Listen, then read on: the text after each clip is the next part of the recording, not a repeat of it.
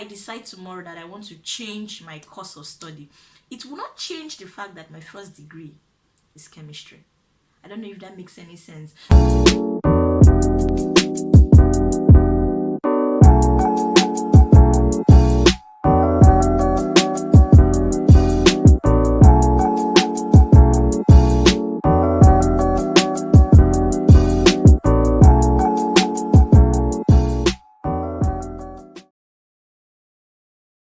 Okay, so guys, I was just talking to a friend of mine that was very recent, and we're talking about how there's so much pressure going on social media. And I was just thinking, especially on LinkedIn, guys, you know, I don't have a problem with, like, that's a very beautiful platform, and whoever initiated that platform is a blessing. I love the fact that people motivate people make provisions for things and all those good stuff. But then, if you're not careful, you can easily feel pressurized because, well, when you have to always wake up to, oh, I published a paper, oh, I got promoted, oh, I got this, oh, I got that, and probably you're stuck in a phase, you could just, it's easy for you to sit down and wonder, why is my own different? Guys, your own is not different.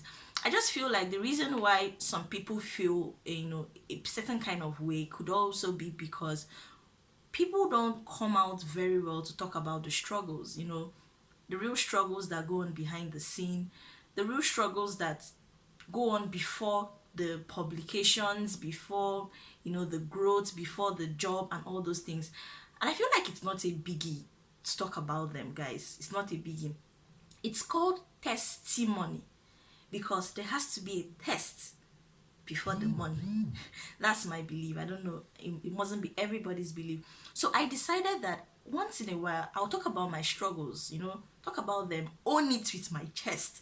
Because then those things are what make us who we are today. So guys, on this note, welcome back to Chilo Talks. Today I'll be talking about, my journey to my course of study, loving it, and all the bobo tibo. So guys, so pull a cushion, relax and listen to this introduction to me, myself, and my mission. Hey, is to let you all see that there is more in life without faking up reality. Hey, reality. So guys, this is just like a gist time, but hopefully it helps someone that's feeling stuck or feeling like giving up or whatever. So guys, if you're from a very typical average Nigerian home, you would definitely relate to this. You relate to it. That's if you're not going to formal. And if you relate to it, please tell me in the comment section.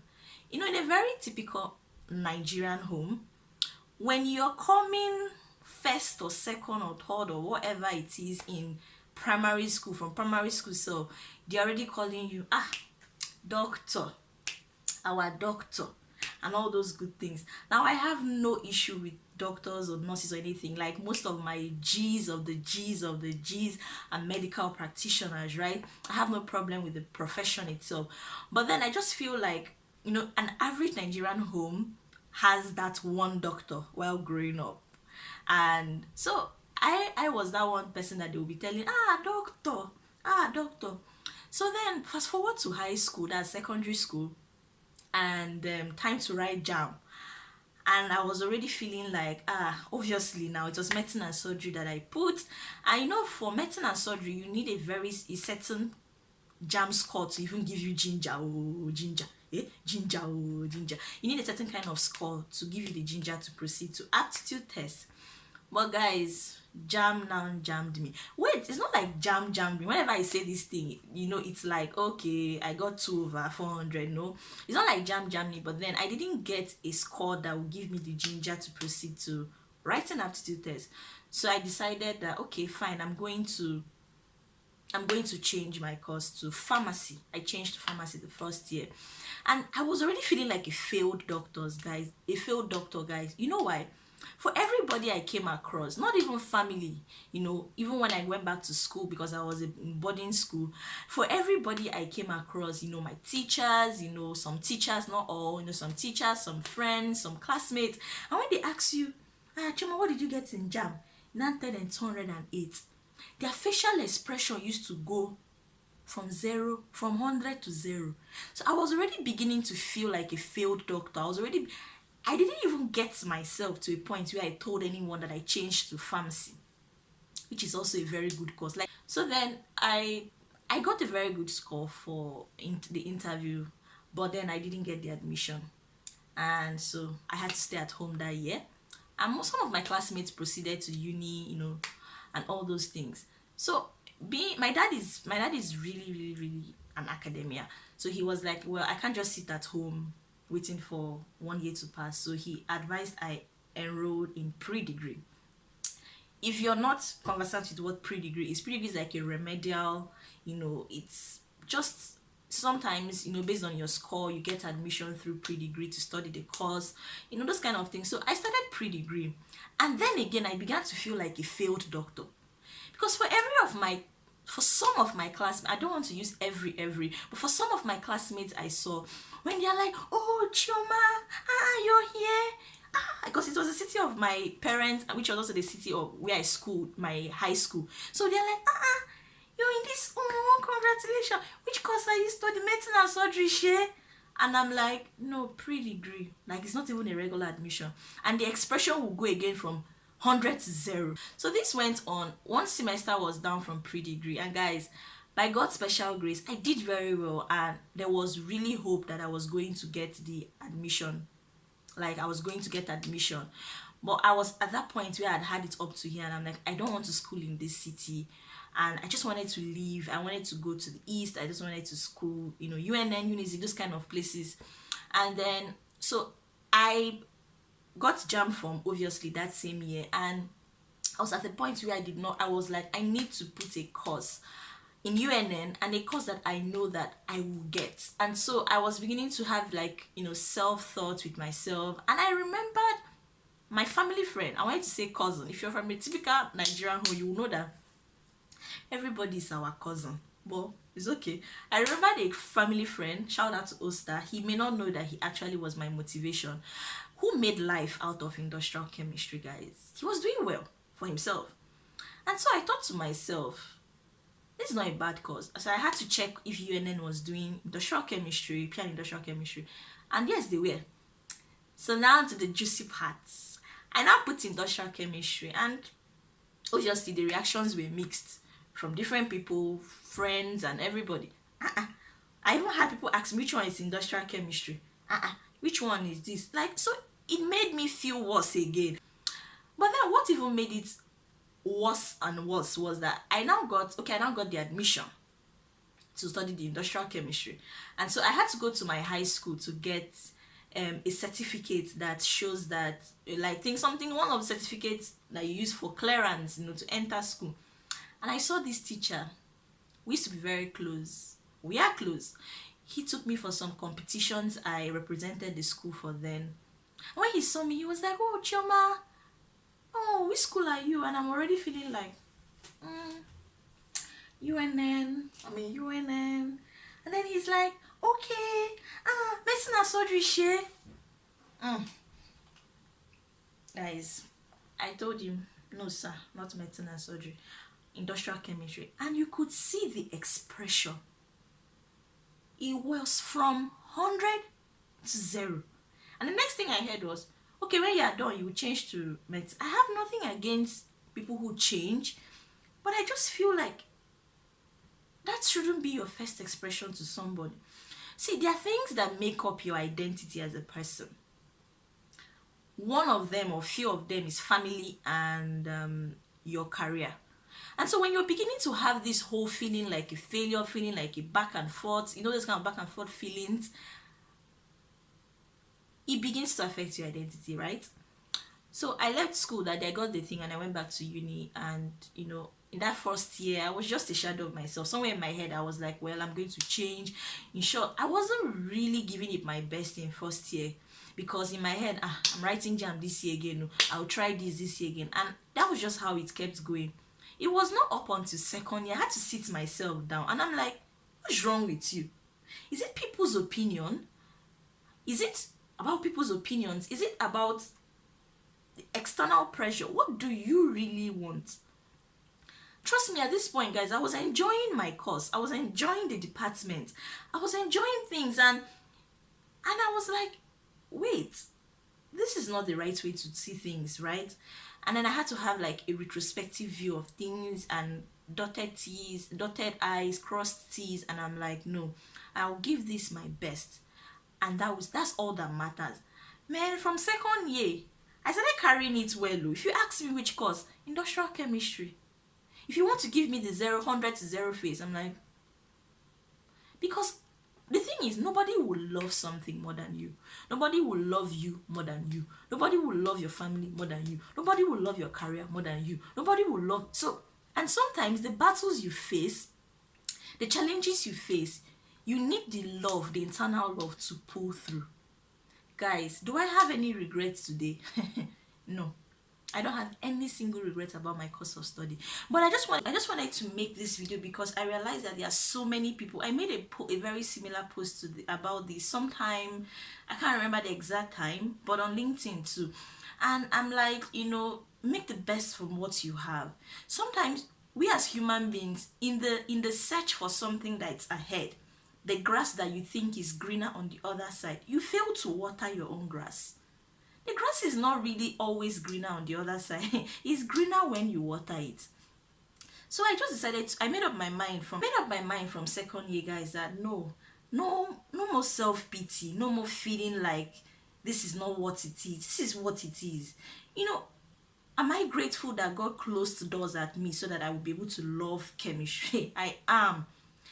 I know it felt like he deserted me then, but now I am grateful to him that he shut those doors. He slammed it on my face just so I look through the door I am looking through. And now the reason I'm making this video is because I made a post and so many people were commenting. I had people who tagged people like, oh, my sibling needs to see this and all those things, because there are people who are stuck in a phase and they are just feeling like they are passing through that phase in hope that when they get to the other end of the phase, things will get better, or they will put in their best or something. And you just make the world choose for you. You make the world love what you are supposed to hate and hate what you're supposed to love, something in that line.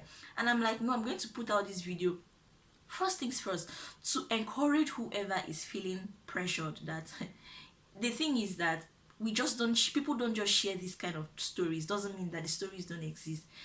Now I have 3 practical advice for anybody who is going through that, that phase of, it may not be career, but you're just feeling like you made a wrong choice, or you're just feeling like you're still regretting a choice you made.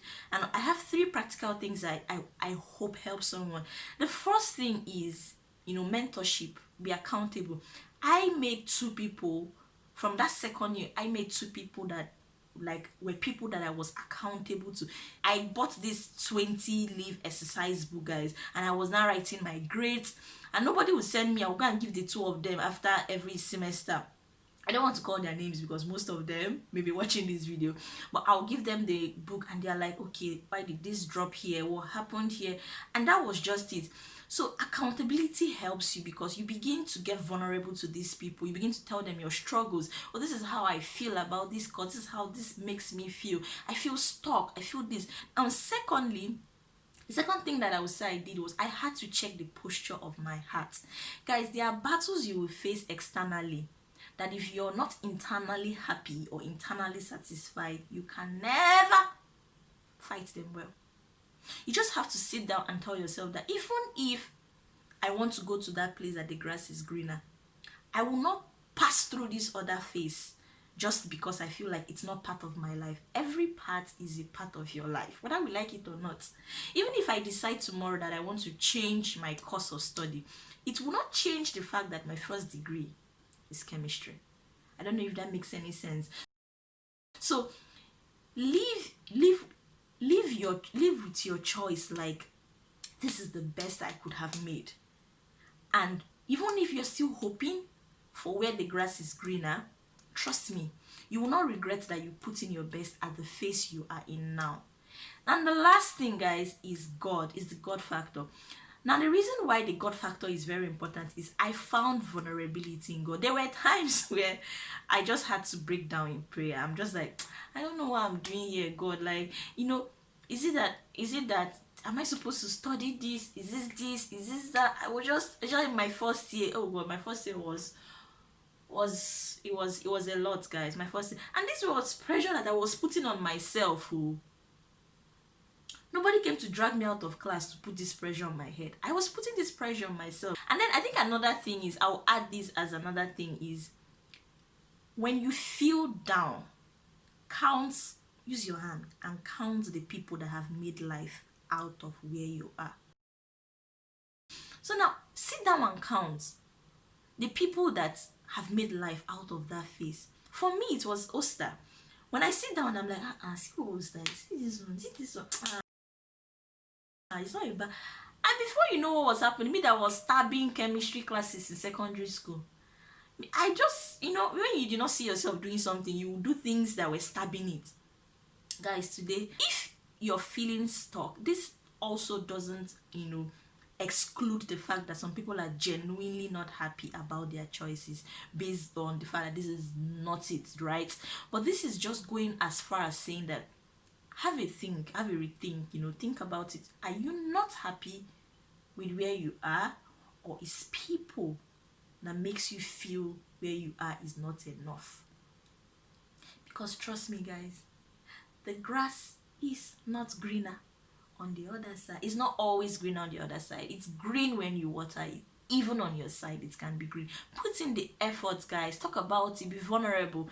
Get accountability on your side and pray about it. You'll be fine. Trust me, you'll be fine. It's a phase. And I hope I can keep up with this. This series will just be, it's not like a series, but I'm just going to be very intentional about bearing my struggles once in a while. Of course, not all struggles, but then bearing my struggles once in a while so that I can let people see that whatever you're going through is very familiar to somebody and you're not alone, so that you don't let the whole social media pressure make you feel like, okay, why is my own bad, why is my own different, or your own is not different, your own is not bad, girl, and all that thing. You're doing fine. So guys, this video, if you sat down and watched up to this point and you're still contemplating whether you want to subscribe or not, how do you want me to help you now? As in, talk to me. Can you not just click that subscribe button? I'm joking, guys, but please help me click the subscribe button. It's completely free, but it motivates me to want to sit down on this chair even after school and make a video. All right, guys, thank you for watching. I really appreciate you.